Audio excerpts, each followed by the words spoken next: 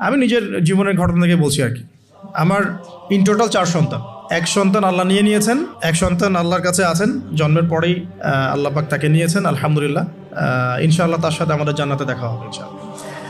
আর এখন আমার 1 মেয়ে এবং 2 ছেলে। তো প্রত্যেক ছেলে এবং মেয়ের সময় ওয়াইফকে ঢোকানো হয়েছে আমি জায়নামাজেই। যতক্ষণ পর্যন্ত বাচ্চা আমার হাতে আসে না আমি জায়নামাজেই ছিলাম।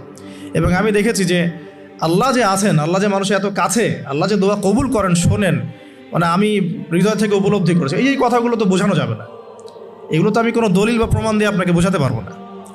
এটা আপনি ফেস করলে না, ফিল করলে বুঝতে পারবেন। তো সেজদায় দোয়া করতে করতে চোখের পানি ফেলার সাথে সাথে দেখা যায় যে নার্স এসে বলেছে আমাকে যে আর কাঁদতে হবে না, এই যে মেয়ের কান্না শোনেন। এমন হয়েছে আমার সাথে।